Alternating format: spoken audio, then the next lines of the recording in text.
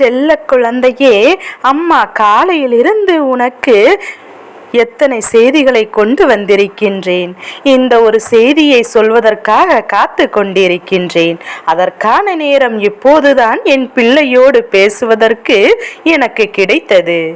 அம்மாவை கண்டதும் அம்மா அவசர செய்தி என்றவுடன் ஓடோடி வந்து விட்டாய் அல்லவா?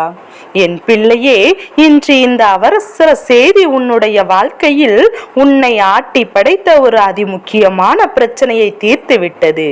என் பிள்ளையே, அந்த பிரச்சனைக்கு தீர்வு எப்படி கிடைத்தது என்று அம்மா உனக்கு சொல்வதற்காக வந்திருக்கின்றேன். நீ இதனை யாரிடத்திலும் சொல்லாமல் தனிமையில் தான் கேட்க வேண்டும். ஏன் தெரியுமா?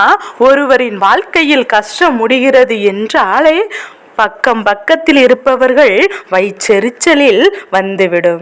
இவர்களுக்கு இத்தனை காலமும் பிரச்சனைகள் இருந்தார்களே, இப்போது மட்டும் எப்படி இவர்களிடையே பிரச்சனை முடிந்தது, இப்போது இவர்களால் சந்தோஷமாக இருக்க முடிகிறதே என்று சொல்லி இன்று இவர்கள் எல்லாம் நிச்சயமாக வயிற்றெரிச்சல் படுவார்கள் என்பதுதான் உண்மை. என் பிள்ளையே, அப்படி இந்த வாழ்க்கையில் இருக்கின்ற சில பிரச்சனைகளுக்கு உனக்கு முடிவினை கொண்டு வந்து கொண்டிருந்தவர்கள் யார் என்று அம்மா சொல்கின்றேன்.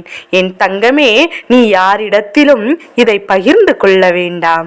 நீ செய்த எத்தனையோ பரிகாரங்கள், பூஜைகள் என்று எல்லாமே உனக்கு கை கொடுத்தது என்பதுதான் உண்மை.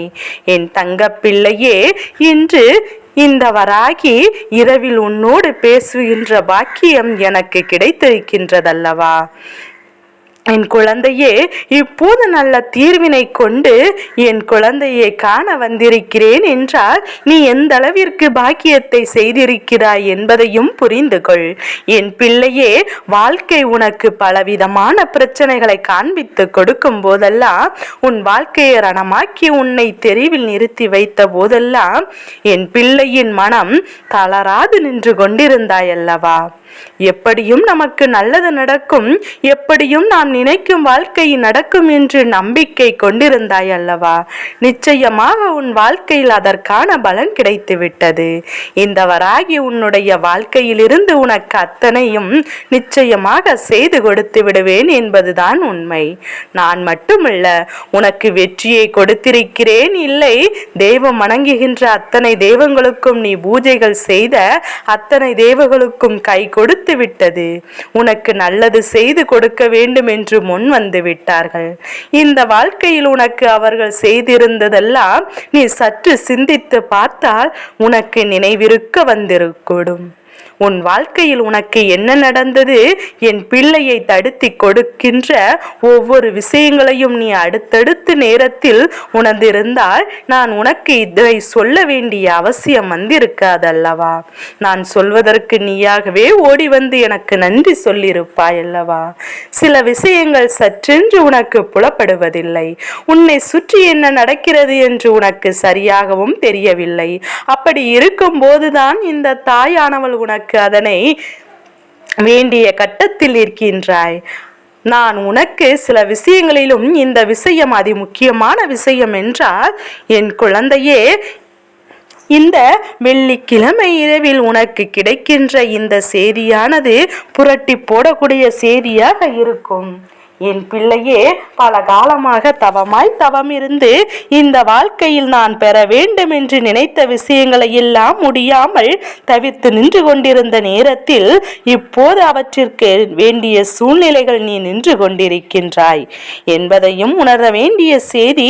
நீ வேண்டாம் என்று ஒதுக்குவதற்காக இருந்தாலும் சரி, உன் வாழ்க்கையை விட்டு விலகுவதாக இருந்தாலும் சரி, எதுவாக இருந்தாலும் அதுக்கு உனக்கு தேவையில்லாதது என்பதையும் புரிந்து கொள்ள வேண்டிய நேரமும் வந்துவிட்டது.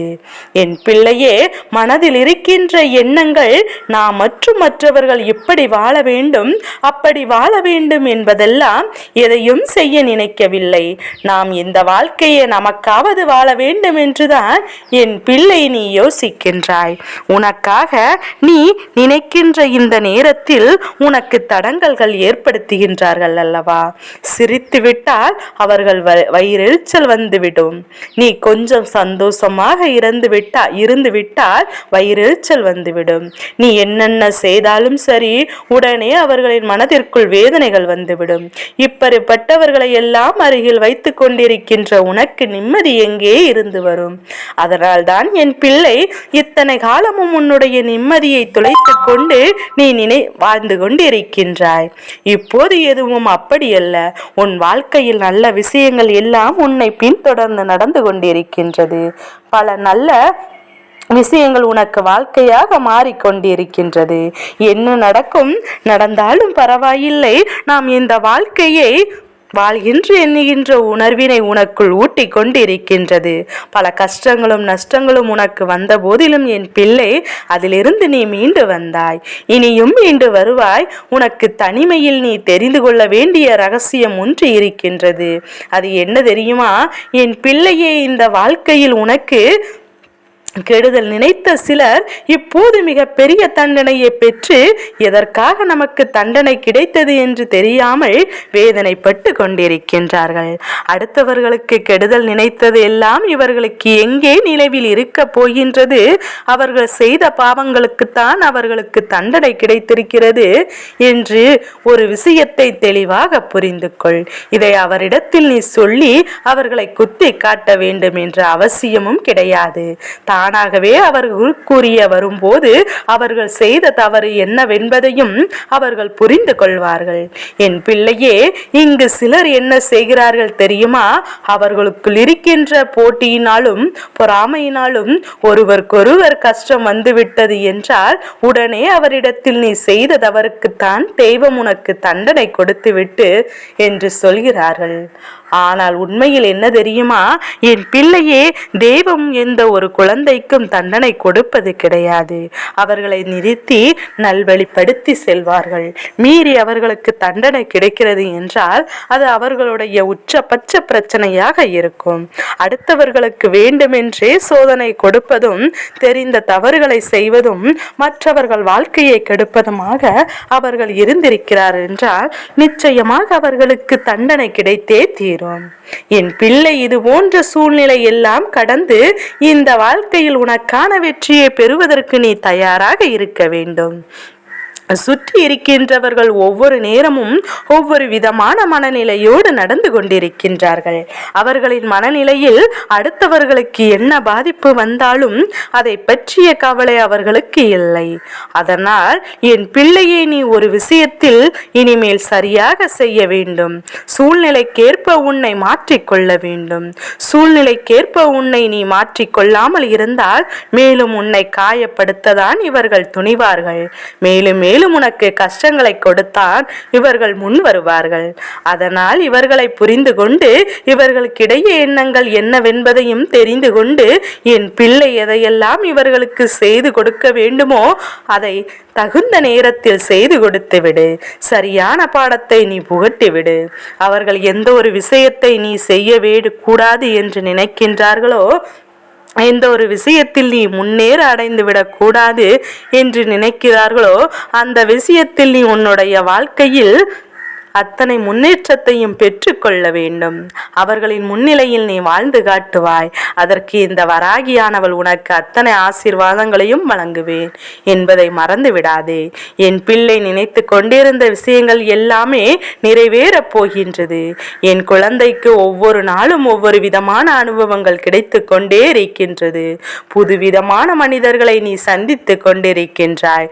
அவர்கள் தருகின்ற பாடங்கள் உனக்கு சற்று புதிதாகத்தான் இருக்கின்றது. இருந்தாலும் இதை கற்றுக்கொள்ள வேண்டும் அல்லவா? ஒருவரிடத்தில் வித்தியாசமான பாடங்கள் தானே நமக்கு கிடைக்கும். அதை சற்று கொண்டு வந்தால் நமக்கு எந்த விதமாக இருந்தாலும் எந்த விதமான நன்மையும் நோக்கி வந்தாலும் அதை நம்மால் சமாளிக்க முடியும் என்ற நம்பிக்கை உனக்குள் பிறக்கும். என் பிள்ளையே, இந்த நம்பிக்கை கொண்டு இந்த வாழ்க்கை நீ வென்று காட்ட வேண்டும். இந்த வாழ்க்கையில் உனக்கு நடக்கின்ற ஒவ்வொரு விஷயங்களும் என் பிள்ளை நீ சரியாக பின்பற்ற வேண்டும். யாருக்கு எந்த கஷ்டத்தையும் கொடுக்காமல், யார் வாழ்க்கையிலும் எந்த ஒரு வேதனையும் கொடுக்காமல், உனக்கான நன்மைகளை நோக்கி மட்டும் நீ இந்த வாழ்க்கையில் எல்லா விஷயங்களும் செய்து கொண்டிரு. நான் நிச்சயமாக உனக்கானவற்றை எல்லாம் உன்னிடத்தில் கொண்டு வந்து சேர்ப்பேன் என்பதை மறந்து விடாதே. என் குழந்தையே, நீ ஆசைப்பட்டதெல்லாம் உன்னிடத்தில் ஒப்படைக்க வேண்டிய நேரம் வந்துவிட்டது. என் தங்க பிள்ளைக்கு இந்த வராகி அம்மாவின் ஆசீர்வாதம் எப்போதும் உண்டு. ஓம் வாராகி தாயே போற்றி போற்றி.